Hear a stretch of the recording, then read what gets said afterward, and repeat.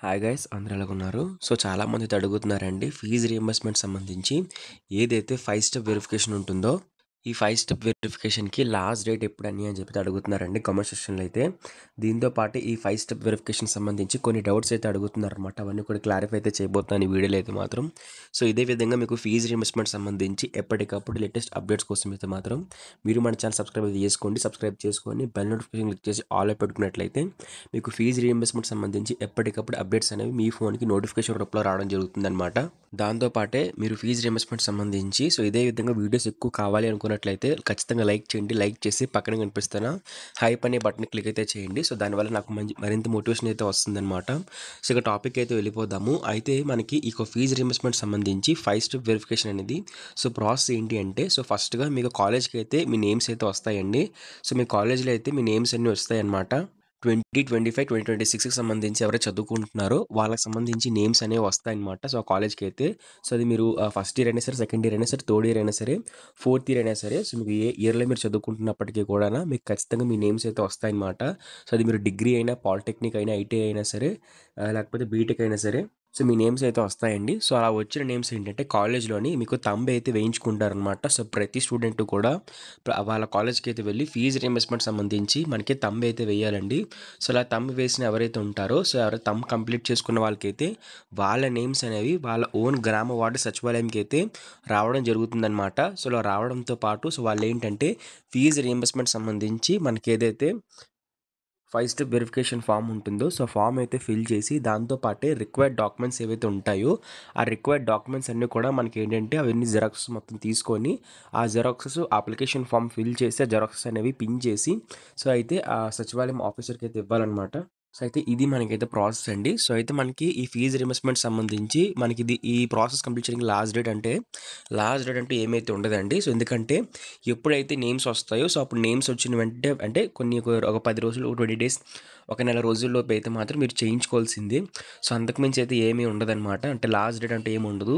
ఎందుకంటే నేమ్స్ అనేవి కొన్నిసార్లు కొంతమంది ఒకసారి వస్తాయి. ఆ తర్వాత కూడా మళ్ళీ ఇంకొంతమంది వస్తాయి. ఆ తర్వాత కూడా మళ్ళీ ఇప్పుడు జాయిన్ అయిన వాళ్ళకి కూడా వస్తూ ఉంటాయి. సో అలాగా మనకి ఏంటంటే నేమ్స్ అనేవి కొంతమందివి అలా వస్తూ ఉంటే తప్పిస్తే మనకి పర్టికులర్‌గా ఈ రోజుతో స్టార్ట్ అయిపోయి పలానా రోజుతో క్లోజ్ అయిపోతుందంటూ ఏంటి ఫీజు రీయింబర్స్‌మెంట్ సంబంధించి లాస్ట్ డేట్ అంటే ఉండదనమాట 5 స్టెప్ వెరిఫికేషన్‌కి అయితే. సో ఒకసారి మీరేం చేస్తారంటే సింపుల్‌గా మీ సచివాలయంకి అయితే వెళ్ళండి. సో అలా సచివాలయంకి వెళ్ళినప్పుడు ఏంటంటే సో వన్స్ మీరు సచివాలయంకి వెళ్ళిన తర్వాత అక్కడ మీ సచివాలయంలో మీ నేమ్ అనేది వచ్చిందా లేదా 5 స్టెప్ వెరిఫికేషన్‌కి మీ నేమ్ వచ్చింది లేదా అయితే అడగండనమాట. సో అలా అట్లా అడిగిన తర్వాత సో మీ నేమ్ ఉంటే వెంటనే 5 స్టెప్ వెరిఫికేషన్ చేసుకోండి. నేమ్ రాకపోతే మళ్ళీ ఒక 10 డేస్ తర్వాత అట్లా కాల్ చేసి అయినా సరే, లేకపోతే మీరన్నా వెళ్ళి అయినా సరే అడిగి కనుక్కోండి. మీ నేమ్ అనేది వచ్చింది రాలేదని చెప్పేసి. నేమ్ వస్తే మాత్రం ఒక 10 డేస్‌కి అలాగే 20 డేస్‌కల్లా కూడా మీరు ఫీజు రీయింబర్స్‌మెంట్ సంబంధించి అప్లికేషన్ ఫామ్ అయితే సబ్మిట్ చేయండి.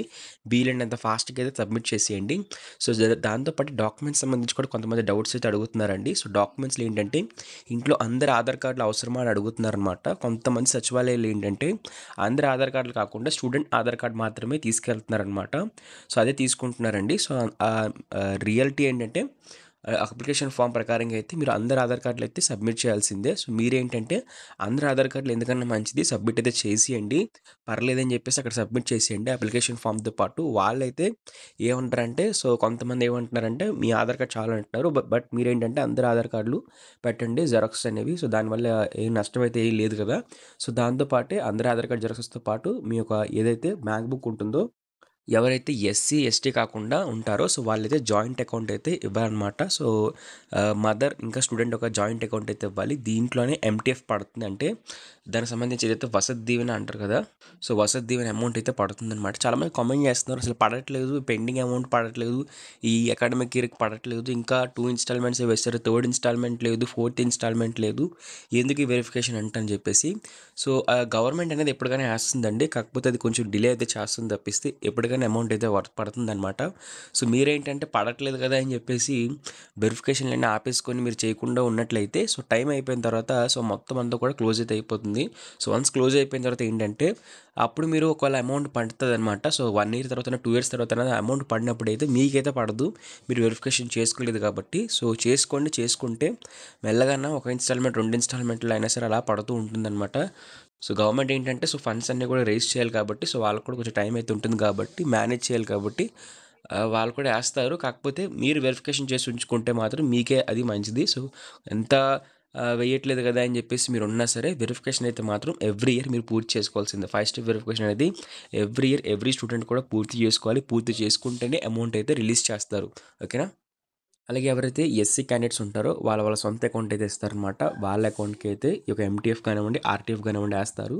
దీంతో పాటు మదర్ గాని లేకపోయినట్లయితే ఫాదర్‌తో కలిపి జాయింట్ అకౌంట్ అయితే మీరు క్రియేట్ చేసుకొని అయితే అది కూడా ఇవ్వచ్చు. లేదంటే గార్డియన్ ఎవరైతే ఉంటే మీకు మదర్, ఫాదర్ ఇద్దరు లేకపోతే మీ గార్డియన్ మీ నానమ్మ, మీ పిన్ని, బాబాయ్ అట్లా ఎవరైనా సరే సో, అయితే మీ గార్డియన్ ఉంటారో సో, గార్డియన్‌తో అయినా సరే మీరు జాయింట్ అకౌంట్ అయితే ఓపెన్ చేసి అప్లికేషన్ ఫామ్‌తో అయితే మీరు ఫిల్ చేసి ఇవ్వచ్చనమాట.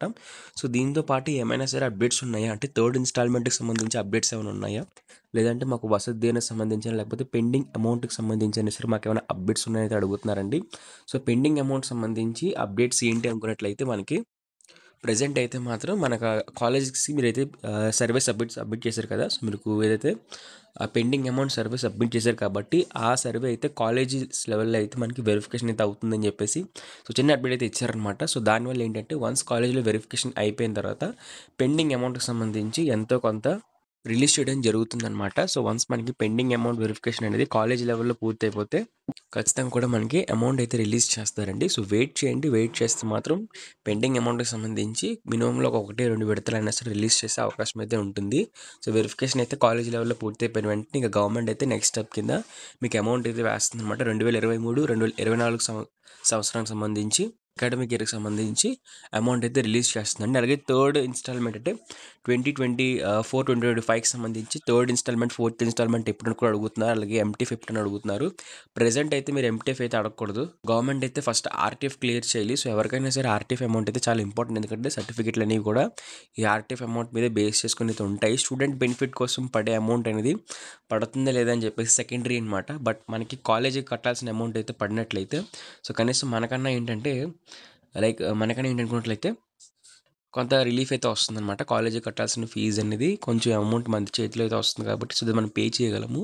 సో, దాన్ని బట్టి మీరేంటంటే సో, అందరూ కూడా ట్విట్టర్‌లో అయితే ట్యాగ్ చేయండి. నారా లోకేష్ గారికి అయితే ఫీజ్ రీయింబర్స్‌మెంట్ అమౌంట్ అనేది రిలీజ్ చేయండి అని చెప్పేసి. సో, దీంతో పాటే మీరు ఈ వీడియో కామెంట్ సెక్షన్‌లో కూడా కొంచెం కామెంట్ అయితే చేయండి. సో, దీనివల్ల ఏంటంటే ఎవరైనా సరే ఈ యొక్క ఫీజ్ రీయింబర్స్‌మెంట్ సంబంధించి అధికారులు ఈ వీడియో చూసినప్పుడు సో, వాళ్ళకి కూడా ఏంటంటే చాలామంది స్టూడెంట్స్ సఫర్ అవుతున్నారని చెప్పేసి తెలుస్తుంది. సో, అందరూ కూడా ఈ వీడియోని లైక్ చేయండి. లైక్ చేసి పక్కనే కనిపిస్తున్న హైప్ అనే బటన్ క్లిక్ చేయండి. క్లిక్ చేసి కామెంట్ అయితే చేయండి. సో, కామెంట్ చేయడం వల్ల ఏంటంటే సో, ఎవరైనా సరే గవర్నమెంట్ అధికారులు ఎవరైనా చూసినట్లయితే సో, వాళ్ళైతే ఇలాగ ఎంతమంది స్టూడెంట్స్ సఫర్ అవుతున్నారని చెప్పేసి తెలుస్తుంది.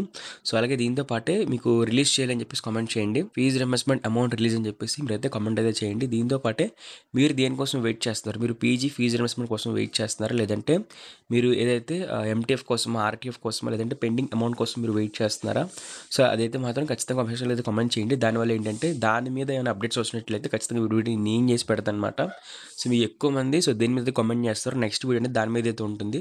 సో, కామెంట్ అయితే చేయండి. దీంతో పాటు టెలిగ్రామ్ ఛానల్ ఉందన్నమాట. టెలిగ్రామ్ ఛానల్ ఏంటంటే ఫీజ్ రీయింబర్స్‌మెంట్ సంబంధించి ఎలాంటి న్యూస్ పేపర్ ఆర్టికల్ వచ్చినా, ఎలాంటి గవర్నమెంట్ నుంచి అప్డేట్ వచ్చినా సరే సచివాలయం నుంచి ఎలాంటి అప్డేట్ వచ్చినా సరే నేను మీకు టెలిగ్రామ్ ఛానల్ అయితే పోస్ట్ చేస్తానన్నమాట. టెలిగ్రామ్ ఛానల్‌లో ఖచ్చితంగా జాయిన్ అయితే అయిపోండి. Thank you friends. బాయ్.